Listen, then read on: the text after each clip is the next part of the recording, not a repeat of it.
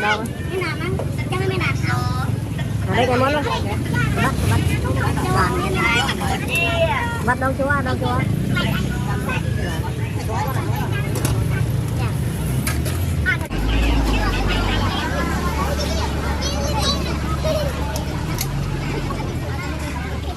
Hello.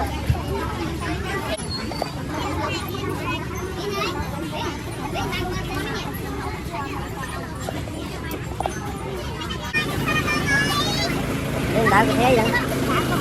Đợi. Mười mấy lần.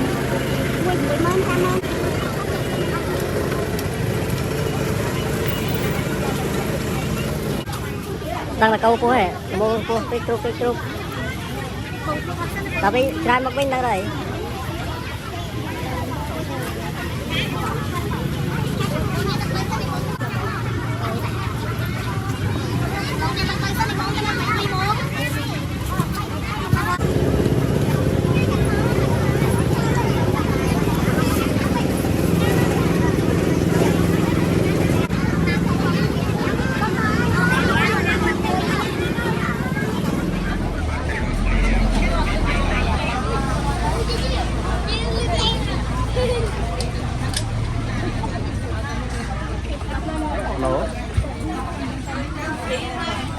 Lâu chưa tắt thấy tắt ông lâu này nè làm lâu từ nào vậy và mà đón là lâu trong này đón này là lâu này đấy là ngày 10 giờ nghe cho cha lời tới là mà hả đang ba rồi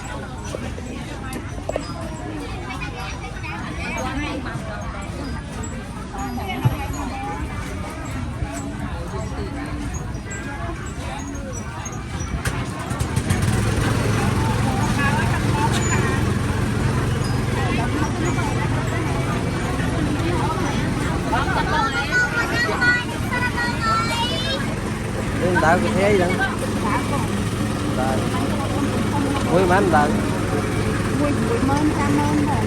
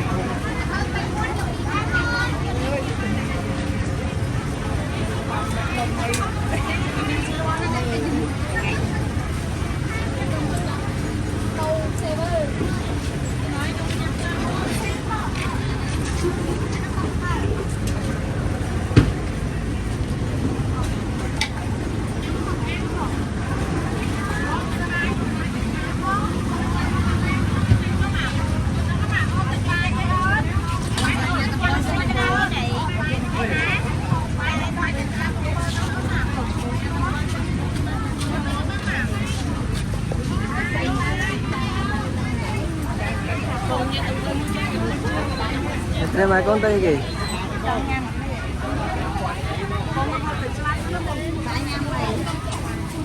Đang là câu của hệ, mua của cái trúc.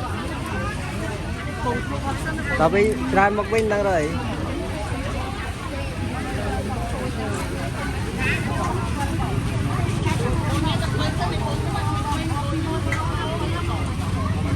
Cái này tôi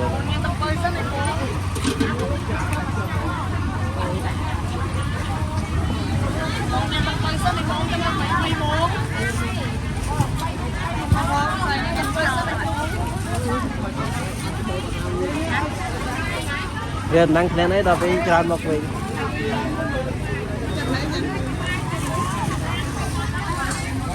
mà lấy mà nó rồi đặt cái ý kiến nào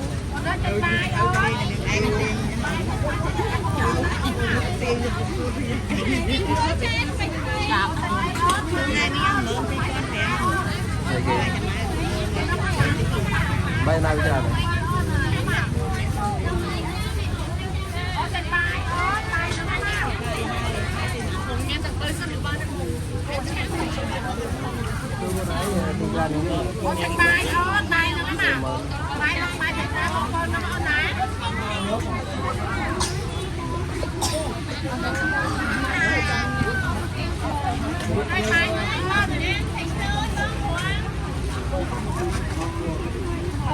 anh cái nam ở này anh cái nam tăng sao này không có sao này còn không mua sao con phải xoay con ba vô vô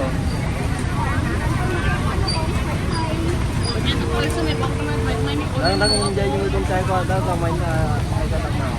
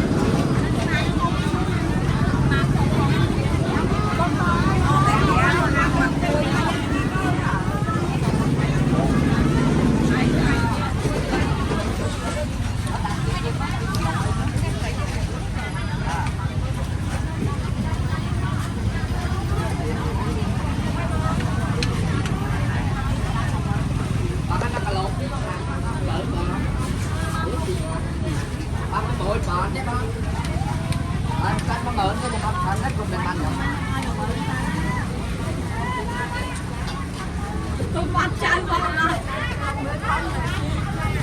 bắt chân ngon ra rồi ngon bắt đỡ cho chụp mẹ ở đây nhau mà ở đây nhau là gặp mà lâu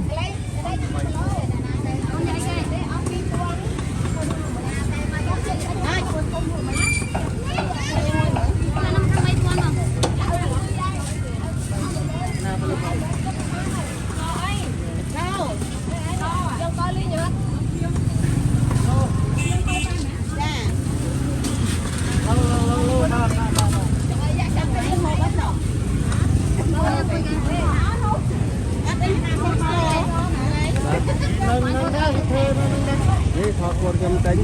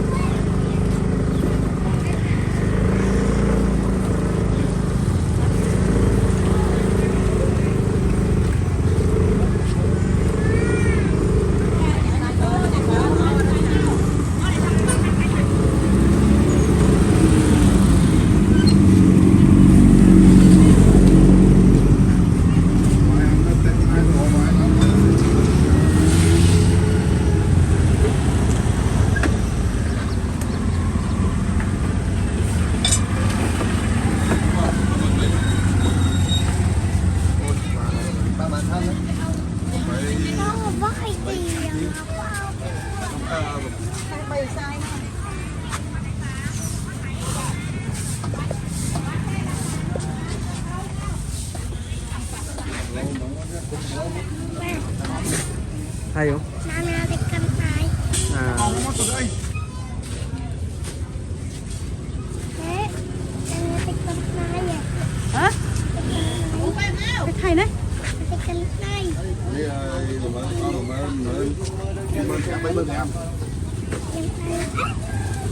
Này bây giờ mình tính này. Ừ?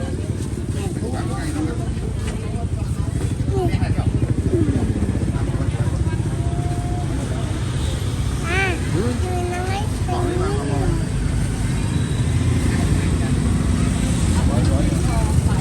Vợ ấy lấy bên của bạn đi tính ngay à đúng à bị buồn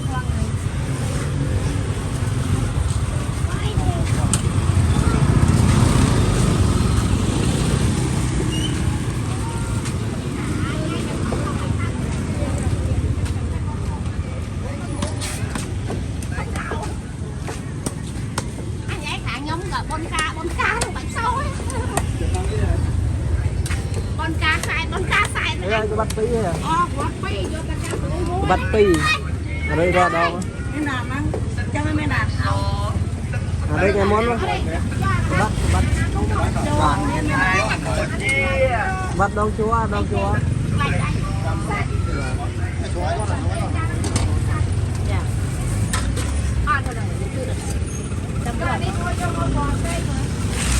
bên ta còn nè bây giờ ai giờ thì chia đại chan tịnh bông đào ba đào ở đây ngọt đây mai rồi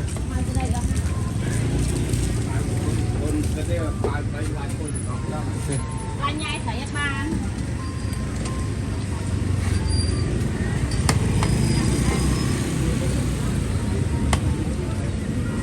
tao rồi đi rồi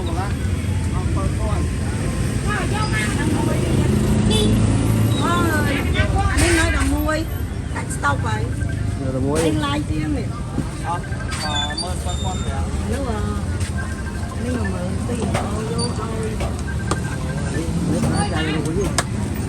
cái ba cái ba ta do ta anh này à cái nắp ơi kê quá ngon Bây giờ là nó mua lắm rồi. do nó không có hai rồi đấy không có bòi Dần dần. tu tập rồi hai này là sao tu tập Tôi tập rồi cái đó. Mày. Rồi mấy mo đó bên đây đi bạch tù. đấy đâu xương kia đây chị phải ăn uống của cô Cái gì vậy? Kệ.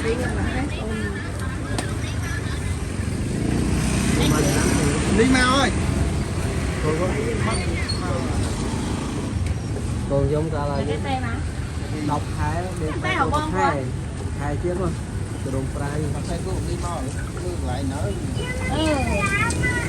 để chua xiên thôi qua ta qua ta là cái mai cái qua ba này ôi chàng trai bay ba tao nó mà vui mà ông đi anh mới cả chàng ngủ qua nó ơi là em quay vâng nó chặt luôn đó mà má của nó ông đi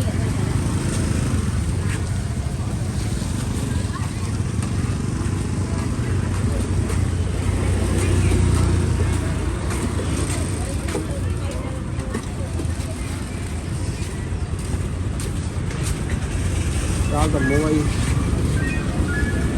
Trộn côn nữa. Mua đặt tốt.